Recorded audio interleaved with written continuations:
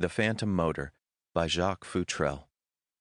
Two dazzling white eyes bulged through the night as an automobile swept suddenly around a curve in the wide road and laid a smooth, glaring pathway ahead.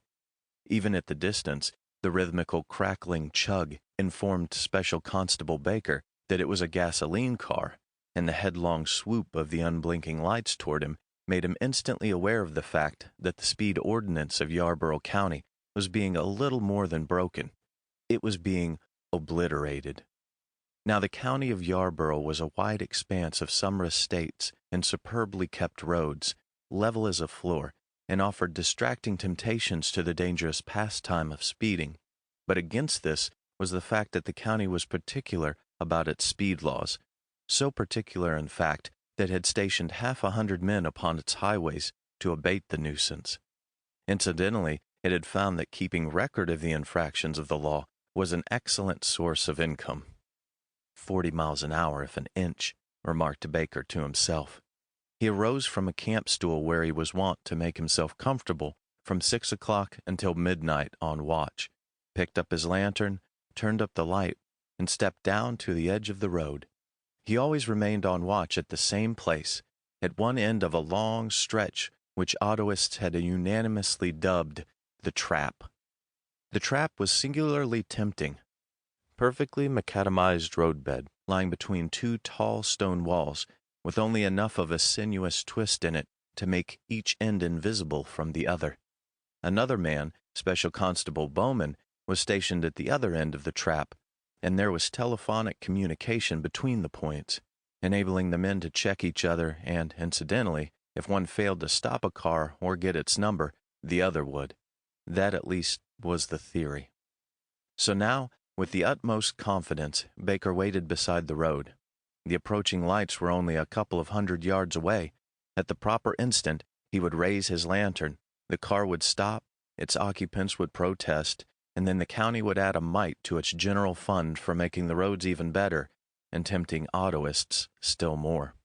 Or sometimes the cars didn't stop. In that event, it was part of the special constable's duties to get the number as it flew past, and reference to the monthly automobile register would give the name of the owner. An extra fine was always imposed in such cases. Without the slightest diminution of speed, the car came hurtling on toward him and swung wide so as to take the straight path of the trap at full speed. At the psychological instant, Baker stepped out into the road and waved his lantern. "Stop!" he commanded.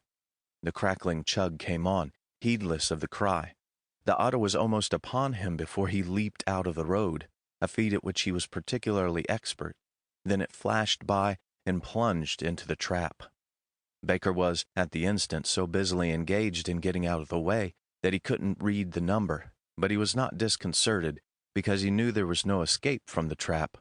On the one side, a solid stone wall 8 feet high marked the eastern boundary of the John Phelps Stocker country estate, and on the other side, a stone fence 9 feet high marked the western boundary of the Thomas Q. Rogers country estate. There was no turnout, no place, no possible way for an auto to get out of the trap, except at one of the two ends guarded by the special constables. So Baker, perfectly confident of results, seized the phone. "Car coming through, 60 miles an hour, he bawled. "It won't stop. I missed the number. Look out." "All right," answered Special Constable Bowman. For 10, 15, 20 minutes, Baker waited, expecting a call from Bowman at the other end. It didn't come. And finally he picked up the phone again. No answer. He rang several times, battered the box, and did some tricks with the receiver. Still no answer. Finally he began to feel worried. He remembered that at that same post one special constable had been badly hurt by a reckless chauffeur who refused to stop or turn his car when the officer stepped out into the road. In his mind's eye he saw Bowman now lying helpless, perhaps badly injured. If the car held the pace at which it passed him, it would be certain death to whoever might be unlucky enough to get in its path. With these thoughts running through his head, and with genuine solicitude for Bowman, Baker at last walked on along the road of the trap toward the other end. The feeble rays of the lantern showed the unbroken line of the cold stone walls on each side. There was no shrubbery of any sort, only a narrow strip of grass close to the wall. The more Baker considered the matter, the more anxious he became, and he increased his pace a little. As he turned a gentle curve, he saw a lantern in the distance coming slowly toward him. It was evidently being carried by someone who was looking carefully along each side of the road. "Hello," called Baker when the lantern came within distance. "That you, Bowman?" "Yes," came the helloed response. The lanterns moved on and met. Baker's solicitude for the other constable was quickly changed to curiosity. "What are you looking for?" he asked. "That auto," replied Bowman. "It didn't come through my end, and I thought perhaps there had been an accident, so I walked along looking for it. Haven't seen anything." "Didn't come through your end?" repeated Baker in amazement. "Why, it must have. It didn't come back my way, and I haven't passed it, so it must have gone through." "Well, it didn't," declared Bowman conclusively. "I was on the lookout for it, too, standing beside the road. There hasn't been a car through my end in an hour." Special Constable Baker raised his lantern until the rays fell full upon the face of Special Constable Bowman, and for an instant they stared each at the other. Suspicion glowed from the keen, avaricious eyes of Baker. "How much did they give you to let him by?" he asked. "Give me?" exclaimed Bowman in righteous indignation. "Give me nothing. I haven't seen a car." A slight sneer curled the lips of Special Constable Baker. "Of course, that's all right to report at headquarters," he said. "But I happen to know that the auto came in here, that it didn't go back my way, that it couldn't get out except at the ends. Therefore, it went your way." He was silent for a moment. "And whatever you got, Jim, seems to me I ought to get half." Then the worm, i.e., Bowman, turned. A polite curl appeared about his lips and was permitted to show through the grizzled mustache. "I guess," he said deliberately, "you think because you do that, everybody else does. I haven't seen any autos." "Don't I always give you half, Jim?" Baker demanded, almost pleadingly. "Well, I haven't seen any car, and that's all there is to it. If it didn't go back your way, there wasn't any car." There was a pause. Bowman was framing up something particularly unpleasant. "You're seeing things. That's what's the matter." So was sown discord between two officers of the county of Yarborough. After a while, they separated with mutual sneers and open derision, and went back to their respective posts.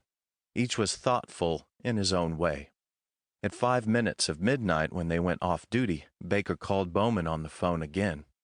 "I've been thinking this thing over, Jim, and I guess it would be just as well if we didn't report it or say anything about it when we go in," said Baker slowly. "It seems foolish, and if we did say anything about it, it would give the boys the laugh on us." "Just as you say," responded Bowman. Relations between Special Constable Baker and Special Constable Bowman were strained on the morrow, but they walked along side by side to their respective posts. Baker stopped at his end of the trap. Bowman didn't even look around. "You'd better keep your eyes open tonight, Jim," Baker called as a last word. "I had 'em open last night," was the disgusted retort. 7, 8, 9 o'clock passed. 2 or 3 cars had gone through the trap at moderate speed, and one had been warned by Baker. At a few minutes past 9, he was staring down the road which led into the trap when he saw something that brought him quickly to his feet. It was a pair of dazzling white eyes. Far away, he recognized them, the mysterious car of the night before. "I'll get it this time," he muttered grimly between closed teeth. Then, when the onrushing car was a full 200 yards away, Baker planted himself in the middle of the road and began to swing the lantern. The auto seemed, if anything, to be traveling even faster than on the previous night. At 100 yards, Baker began to shout. Still, the car didn't lessen speed, merely rushed on. Again, at the psychological instant, Baker jumped. The auto whisked by as the chauffeur gave it a dexterous twist to prevent running down the special constable. Safely out of its way, Baker turned and stared after it, trying to read the number. He could see there was a number because a white board swung from the tail axle, but he could not make out the figures. Dust and a swaying car conspired to defeat him, but he did see that there were 4 persons in the car dimly silhouetted against the light reflected from the road. It was useless, of course, to conjecture as to sex, for even as he looked, the fast receding car swerved around the turn and was lost to sight. Again, he rushed to the telephone. Bowman responded promptly. "That car's gone in again," Baker called. 90 miles an hour. Look out." "I'm looking," responded Bowman. "Let me know what happens," Baker shouted. With the receiver to his ear, he stood for 10 or 15 minutes. Then Bowman helloed from the other end. "Well," Baker responded. "Get him?" "No car passed through, and there's none in sight," said Bowman. "But it went in," insisted Baker. "Well, it didn't come out here," declared Bowman. "Walk along the road till I meet you, and look out for it." Then was repeated the search of the night before. When the 2 men met in the middle of the trap, their faces were blank. Blank as the high stone walls which stared at them from each side. "Nothing," said Bowman. "Nothing," echoed Baker.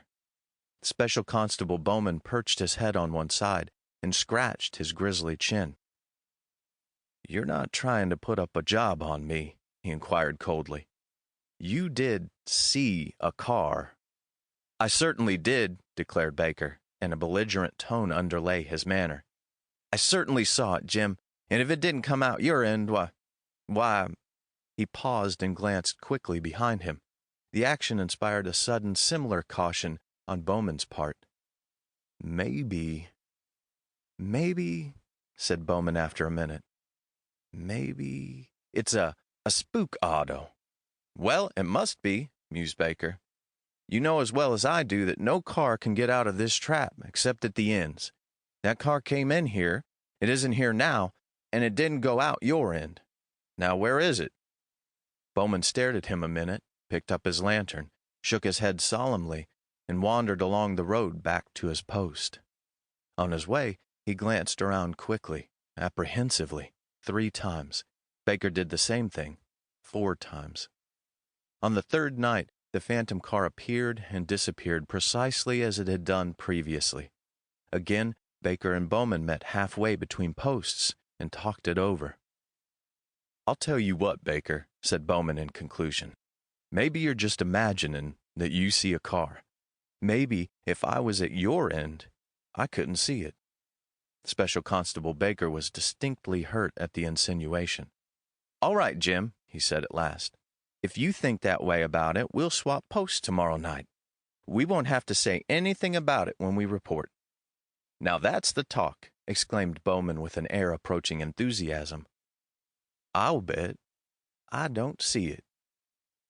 On the following night, Special Constable Bowman made himself comfortable on Special Constable Baker's camp stool, and he saw the phantom auto. It came upon him with a rush and a crackling chug of engine, and then sped on, leaving him nerveless. He called Baker over the wire, and Baker watched half an hour for the phantom. It didn't appear. Ultimately, all things reached the newspapers. So with the story of the phantom auto. Hutchinson Hatch, reporter, smiled incredulously when his city editor laid aside an inevitable cigar and tersely stated the known facts. The known facts, in this instance, were meager, almost to the disappearing point. They consisted merely of a corroborated statement that an automobile, solid and tangible enough to all appearances, rushed into the trap each night and totally disappeared. But there was enough of the bizarre about it to pique the curiosity, to make one wonder. So Hatch journeyed down to Yarborough County, an hour's ride from the city, met and talked to Baker and Bowman, and then, in broad daylight, strolled along the trap twice. It was a leisurely, thorough investigation with the end in view of finding out how an automobile once inside might get out again without going out either end. On the first trip through, Hatch paid particular attention to the Thomas Q. Rogers side of the road. The wall, 9 feet high, was an unbroken line of stone with not the slightest indication of a secret wagonway through it anywhere. Secret wagonway. Hatch smiled at the phrase. But when he reached the other end, Bowman's end of the trap, he was perfectly convinced of one thing, that no automobile had left the hard macadamized road to go over, under, or through the Thomas Q. Rogers wall. Returning, still leisurely, he paid strict attention to the John Phelps Stalker side, and when he reached the other end, Baker's end, he was convinced of another thing, that no automobile had left the road to go over, under, or through the John Phelps Stalker wall. The only opening of any sort was a narrow footpath, not more than 16 inches wide. Hatch saw no shrubbery along the road, nothing but a strip of scrupulously cared-for grass. Therefore the phantom auto could not be hidden any time, night or day. Hatch failed, too, to find any holes in the road, so the automobile didn't go down through the earth. At this point, he involuntarily glanced up at the blue sky above. Perhaps, he thought whimsically, the automobile was a strange sort of bird.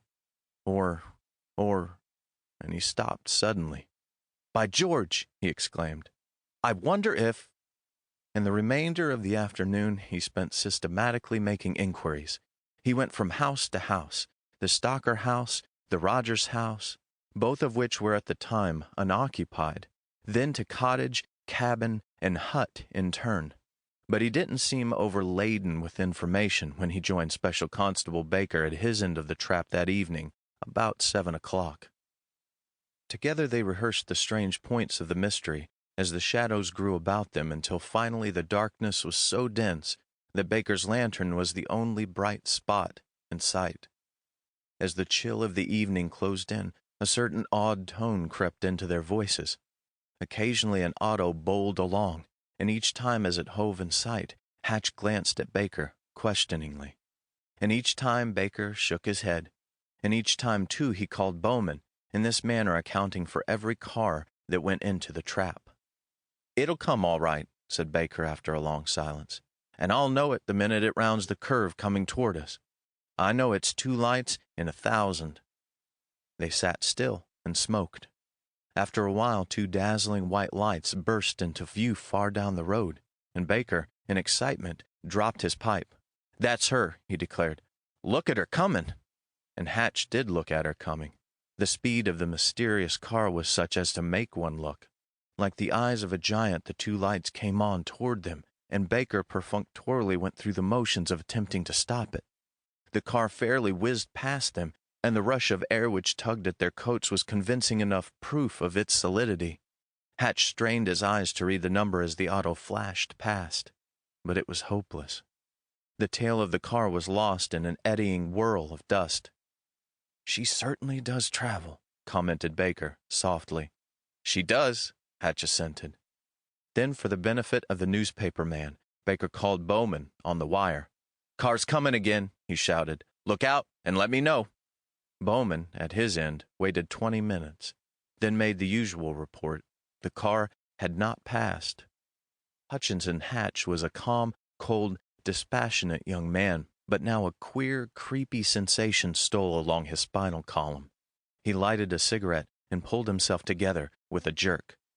"There's one way to find out where it goes," he declared at last, emphatically, "and that's to place a man in the middle, just beyond the bend of the trap, and let him wait and see.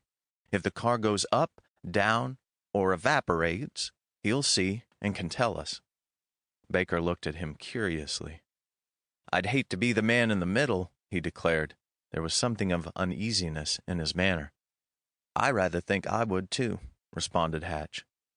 On the following evening, consequent upon the appearance of the story of the phantom auto in Hatch's paper, there were 12 other reporters on hand. Most of them were openly, flagrantly skeptical. They even insinuated that no one had seen an auto. Hatch smiled wisely. "Wait," he advised with deep conviction. So when the darkness fell that evening, the newspaper men of a great city had entered into a conspiracy to capture the phantom auto. 13 of them, making a total of 15 men with Baker and Bowman, were on hand, and they agreed to a suggestion for all to take positions along the road of the trap, from Baker's post to Bowman's, watch for the auto, see what happened to it, and compare notes afterwards. So they scattered themselves along, a few 100 feet apart, and waited. That night, the phantom auto didn't appear at all, and 12 reporters jeered at Hutchinson Hatch and told him to light his pipe with the story. And next night, when Hatch and Baker and Bowman alone were watching, the phantom auto reappeared. Like a child with a troublesome problem, Hatch took the entire matter and laid it before Professor Augustus SFX von Dusen, the master brain, the thinking machine, with squint eyes turned steadily upward and long, slender fingers pressed tip to tip, listened to the end. Now, I know, of course, that automobiles don't fly, Hatch burst out savagely in conclusion. And if this one doesn't fly, there is no earthly way for it to get out of the trap, as they call it. I went over the thing carefully. I even went so far as to examine the ground and the tops of the walls to see if a runway had been let down over the auto to go over. The thinking machine squinted at him inquiringly. "Are you sure you saw an automobile?" he said irritably. "Certainly I saw it," blurted the reporter. "I not only saw it, I smelled it. Just to convince myself that it was real, I tossed my cane in front of the thing, and it smashed it to toothpicks." "Perhaps, then, if everything is as you say, the auto actually does fly," remarked the scientist. The reporter stared into the calm, inscrutable face of the thinking machine, fearing first that he had not heard aright. Then he concluded that he had. "You mean," he inquired eagerly, "that the Phantom may be an aeroplane affair, and that it actually does fly?" "It's not at all impossible," commented the scientist. "I had an idea something like that myself," Hatch explained, "and questioned every soul within a mile or so, but I didn't get anything. The perfect stretch of road there might be the very place for some daring experimenter to get up sufficient speed to soar a short distance in a light machine," continued the scientist. "Light machine?" Hatch repeated. "Did I tell you that this car had 4 people in it?" "4 people!" exclaimed the scientist. Dear me. That makes it very different. Of course, 4 people would be too great a lift for 10 minutes he sat silently, and tiny cobwebby lines appeared in his dome-like brow. Then he arose and passed into the adjoining room. After a moment, Hatch heard the telephone bell jingle. 5 minutes later, the thinking machine appeared and scowled upon him unpleasantly. "I suppose what you really want to learn is if the car is a material one, and to whom it belongs," he queried. "That's it," agreed the reporter.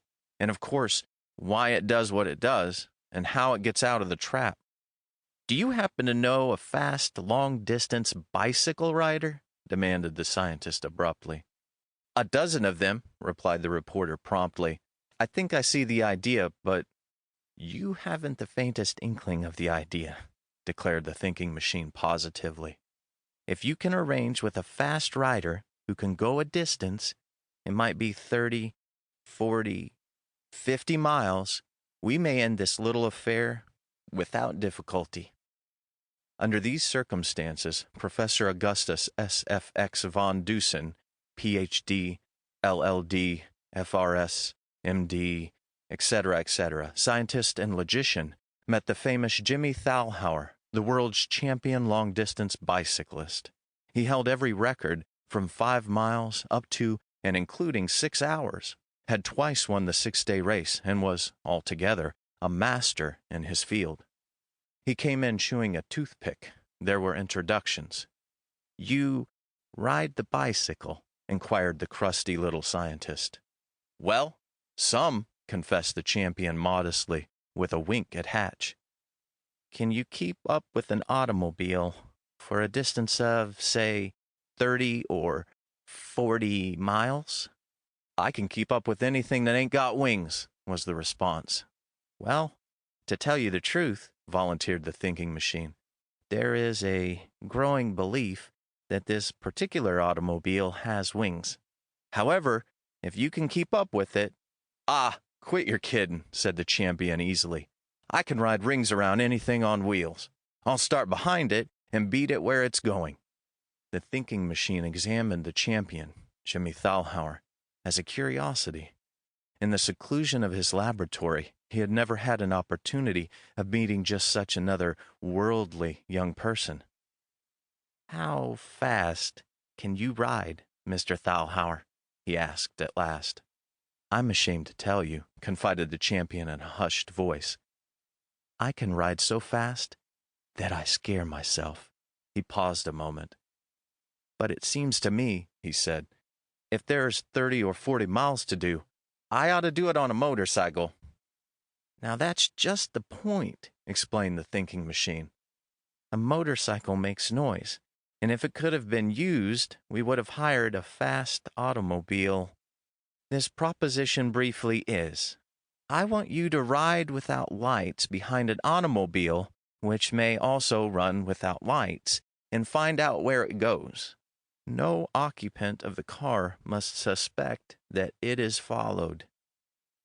"Without lights," repeated the champion.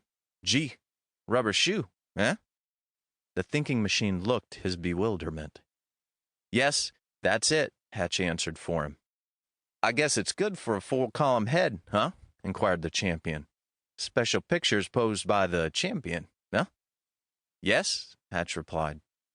"Tracked on a bicycle. Sounds good to me, huh?" Hatch nodded. So arrangements were concluded, and then and there the thinking machine gave definite and conclusive instructions to the champion. While these apparently bore broadly on the problem in hand, they conveyed absolutely no inkling of his plan to the reporter. At the end, the champion arose to go.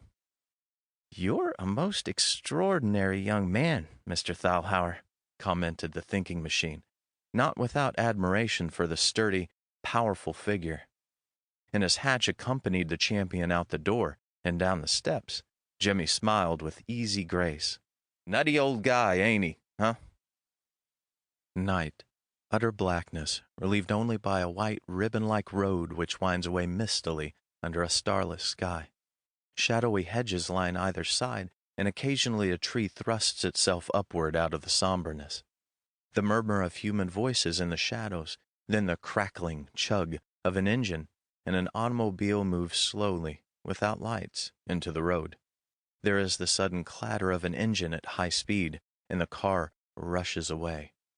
From the hedge comes the faint rustle of leaves as of wind stirring. Then a figure moves impalpably. A moment, and it becomes a separate entity, a quick movement and the creak of a leather bicycle saddle. Silently, the single figure, bent low over the handlebars, moves after the car with ever-increasing momentum. Then a long, desperate race. For mile after mile, mile after mile, the auto goes on. The silent cyclist has crept up almost to the rear axle and hangs there doggedly as a racer to his pace. On and on they rush together through the darkness, the chauffeur moving with a perfect knowledge of his road, the single rider behind clinging on grimly with set teeth. The powerful piston-like legs move up and down to the beat of the engine. At last, with dust-dry throat and stinging, aching eyes, the cyclist feels the pace slacken, and instantly he drops back out of sight. It is only by sound that he follows now. The car stops. The cyclist is lost in the shadows. For 2 or 3 hours the auto stands deserted and silent. At last the voices are heard again.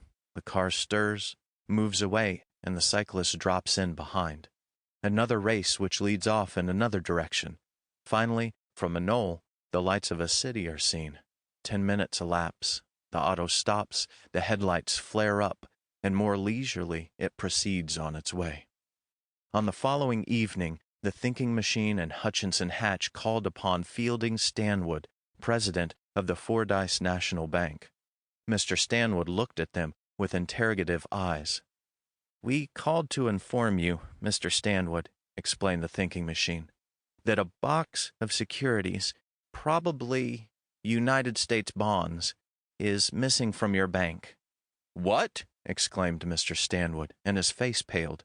"Robbery?" "I only know the bonds were taken out of the vault tonight by Joseph Marsh, your assistant cashier," said the scientist, "and that he, together with 3 other men, left the bank with the box and are now at a place I can name." Mr. Stanwood was staring at him in amazement. "You know where they are?" he demanded. "I said I did," replied the scientist shortly. "Then we must inform the police at once, and—" "I don't know that there has been an actual crime," interrupted the scientist. "I do know that every night for a week these bonds have been taken out through the connivance of your watchman, and in each instance have been returned intact before morning. They will be returned tonight. Therefore, I would advise, if you act, not to do so until the 4 men return with the bonds." It was a singular party which met in the private office of President Stanwood at the bank just after midnight. Marsh and 3 companions, formerly under arrest, were present, as were President Stanwood, the thinking machine, and Hatch, besides detectives. Marsh had the bonds under his arms when he was taken. He talked freely when questioned. "I will admit," he said without hesitating, "that I have acted beyond my rights in removing the bonds from the vault here, but there is no ground for prosecution. I am a responsible officer of this bank and have violated no trust. Nothing is missing, nothing is stolen. Every bond that went out of the bank is here." "But why? Why did you take the bonds?" demanded Mr. Stanwood. Marsh shrugged his shoulders. "It's what has been called a get-rich-quick scheme," said the thinking machine. "Mr. Hatch and I made some investigations today. Mr. Marsh and these other 3 are interested in a business venture which is ethically dishonest, but which is within the law. They have sought backing for the scheme amounting to about $1 million. Those 4 or 5 men of means with whom they have discussed the matter have called each night for a week at Marsh's country place. It was necessary to make them believe that there was already $1 million or so in the scheme, so these bonds were borrowed and represented to be owned by themselves. They were taken to and fro between the bank and his home in a kind of an automobile. This is really what happened, based on knowledge which Mr. Hatch has gathered and what I myself developed by the use of a little logic." And his statement of the affair proved to be correct. Marsh and the others admitted the statement to be true. It was while the thinking machine was homeward bound that he explained the phantom auto affair to Hatch. "The phantom auto, as you call it," he said, "is the vehicle in which the bonds were moved about. The phantom idea came merely by chance. On the night the vehicle was first noticed, it was rushing along, we'll say, to reach Marsh's house in time for an appointment. A road map will show you the most direct line from the bank to Marsh's was through the trap. If an automobile should go halfway through there, then out across the Stalker estate to the other end, distance would be lessened by a good 5 miles.